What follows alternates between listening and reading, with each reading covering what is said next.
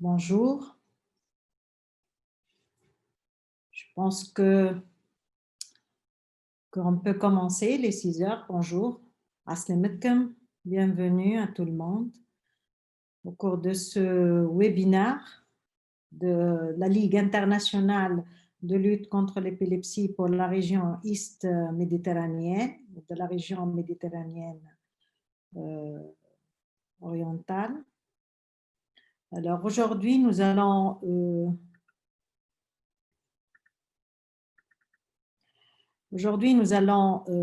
avoir avec nous, le professeur Hakim Naklou et le docteur Mohamed Djelawi. Cette conférence et ce webinaire étaient programmés pour le 8 septembre, mais malheureusement pour des problèmes de connexion, on n'a pas pu l'avoir et vu la grande demande parmi les participants qui étaient restés en attente de cette conférence, là, on a programmé de leur affaire et je remercie vivement le professeur Hakim Naklou et le docteur Mohamed Djelawi d'avoir accepté de présenter et de faire une autre session extraordinaire sur la conduite à tenir devant une première crise épileptique. C'est un sujet fort intéressant, c'est un sujet de pratique clinique quotidienne.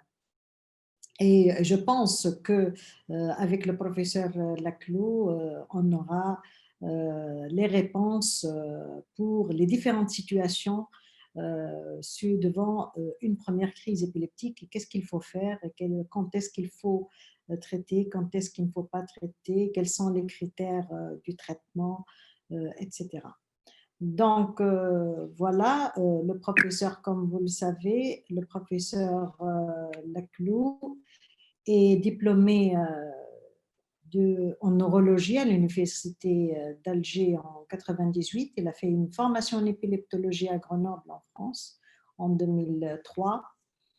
Il est responsable depuis 2004 de l'unité d'exploration des épilepsies pharmacorésistantes au niveau du CHU Bab El-Oued à Alger, en Algérie.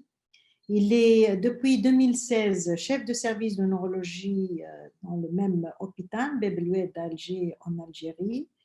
Et entre 2015 et 2019, il était trésorier de la Société algérienne de neurologie et de neurophysiologie clinique et il est président depuis mars 2018 de la Ligue algérienne pour la prise en charge de l'épilepsie. Donc voilà, on aura le plaisir de l'avoir avec nous aujourd'hui pour parler de la conduite à tenir devant une première crise épileptique. Voilà, à vous la parole, professeur Laclou.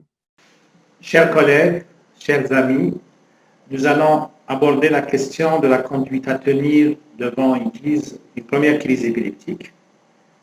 Il faut savoir que c'est une situation qui est fréquente en pratique courante, puisque son incidence est de 20 à 57 pour 100 000 habitants par année, selon les séries. Il s'agit essentiellement de crises tonico-cloniques généralisées reçues dans le cadre de l'urgence.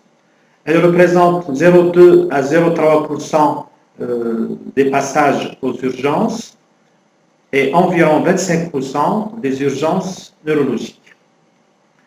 La première crise épileptique représente un enjeu diagnostique de taille, puisqu'il y a un risque de poser le diagnostic par excès, avec bien sûr des traitements inutiles et potentiellement iatrogéniques, avec des conséquences socio-économiques et psychologiques parfois désastreuses.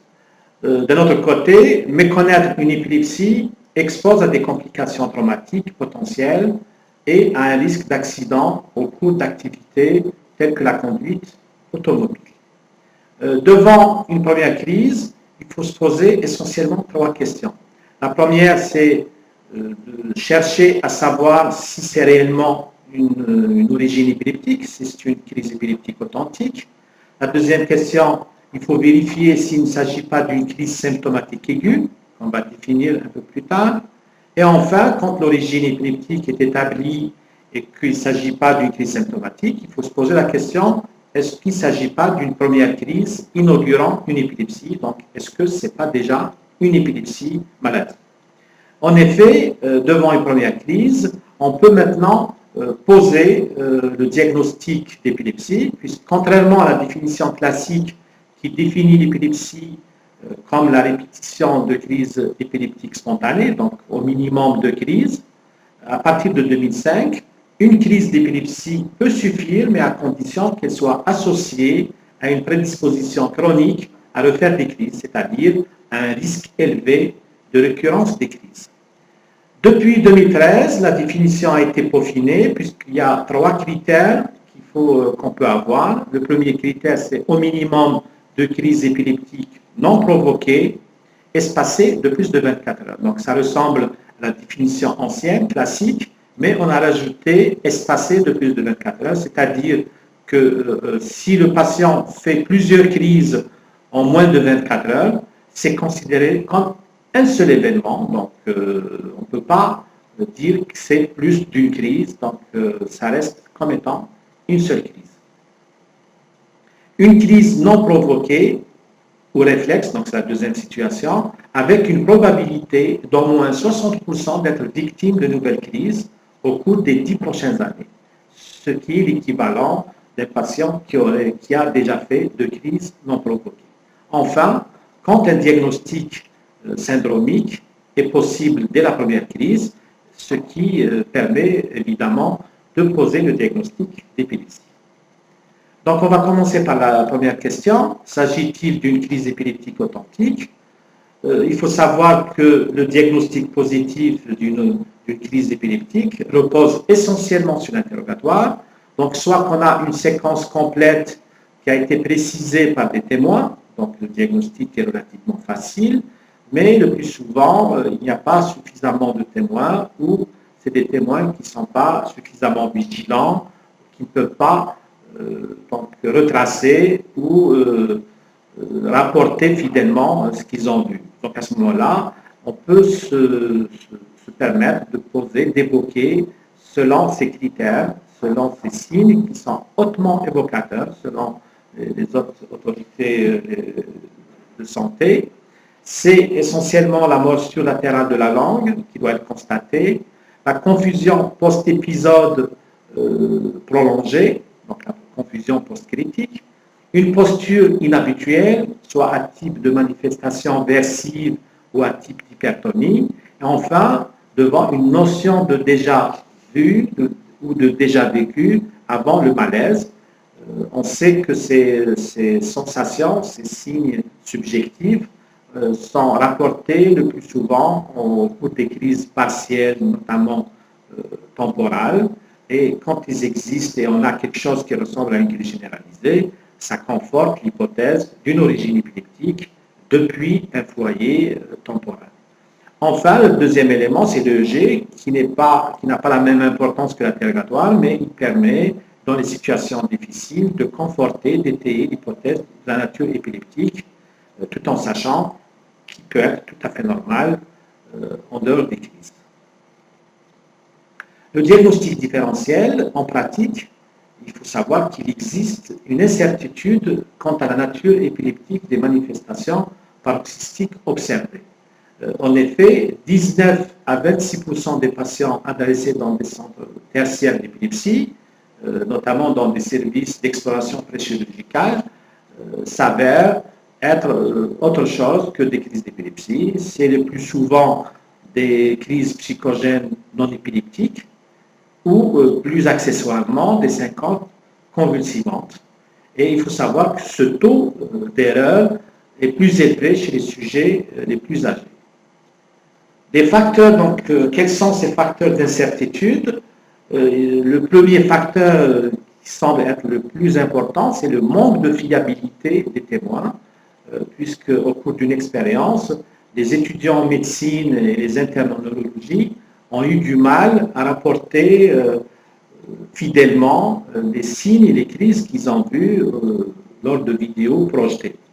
Donc ça pose réellement la problématique de la fiabilité des témoins. Le deuxième point, c'est qu'il faut savoir qu'il n'y a aucun signe clinique qui est pathognomonique d'une crise d'épilepsie et il n'y a pas d'algorithme diagnostique validé. Le troisième point, c'est les anomalies électroencéphalographiques chez des sujets sains observés dans 0,2 à 6,4% des cas selon les séries. Et plus fréquemment, ces signes, ces anomalies EEG qui peuvent suggérer l'épilepsie, donc les anomalies épileptiformes, entre guillemets, s'observent surtout en présence d'une autre pathologie neurologique ou psychiatrique. Enfin, se pose la question, le problème de la mauvaise interprétation des tracés électroencéphalographiques. Maintenant, comment minimiser les facteurs d'incertitude? Le plus important, c'est l'interrogatoire qui doit être réalisé le plus précocement possible par un médecin qualifié et expérimenté dans le diagnostic des crises épileptiques et faire appel en cas de doute à plusieurs témoins. Le diagnostic positif ne devrait pas reposer sur un seul